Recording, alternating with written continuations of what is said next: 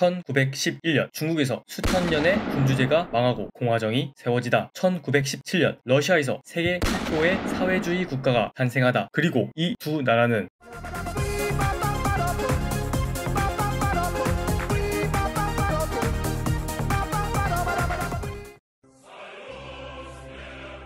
제국주의가 유행하던 시절 러시아 제국을 무너뜨리고 세계 최초의 사회주의 국가 소련이 등장했습니다. 소련은 경제체제에서부터 외국과 원만한 관계를 갖지 못했습니다. 특히 다른 나라가 혼란해지면 국제공산당 코민테른을 통해 그 나라를 공산화시키려고 시도했었습니다. 주변 국가들은 계속 허튼 수작을 부리는 소련이 못마땅했습니다.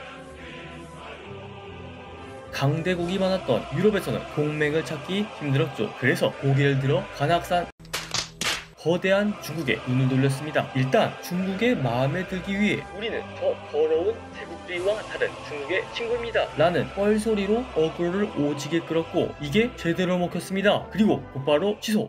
어이가 없네. 신의 혁명으로 청나라를 무너뜨린 중국은 베리 카오스였습니다. 그런데 소련의 광역 어그로로 중국의 공산주의가 묻기 시작합니다. 이때 국경대의 젊은 도서관 사서에게도 공산주의가 묻었죠. 1921년 7월 진독수를 포함한 13명의 지식인이 모여 중국 공산당을 창당하게 됩니다. 소련은 카오스의 중국에 완전한 혁명이 필요했습니다. 신의 혁명을 반만 성공시킨 국민당, 파티원 모집 중인 공산당, 이상한 군벌. 이 중에서 소련은 국민당이 중국에서 완전한 혁명을 이끌 수 있는 유일한 정치 세력으로 판단했습니다. 그렇게 소련의 지원 아래 국민당에 공산당을 합치는 국공합작이 탄생하게 됩니다.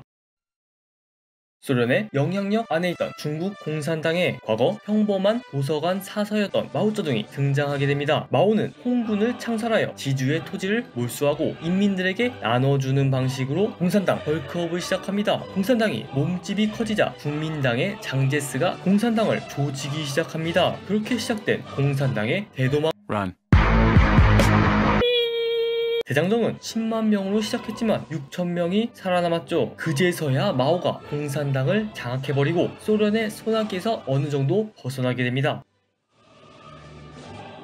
2차 대전 이후 대륙에는 이제 공산당과 국민당이 남았습니다. 국민당은 미국의 적극적인 지원을 받고 있었고 공산당은 소련의 지원을 받긴 했지만 스탈린은 내전을 그만두고 국민당과 손을 잡자고만 합니다. 결국 공산당이 미국에게 지원받은 국민당의 장비를 요획하여 전쟁을 이어나갔죠. 전세가 역전되어도 스탈린은 마오에게 이제 그만 싸우라고 했습니다. 결국 중국 혁명 정세에 대해 스탈린의 오판으로 중화인민공화국 선포 이후 마오와 스탈린 사이에 어색한 기류가 흘렀습니다.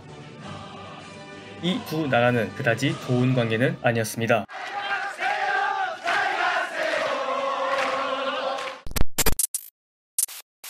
나도 가능할 것 같은데?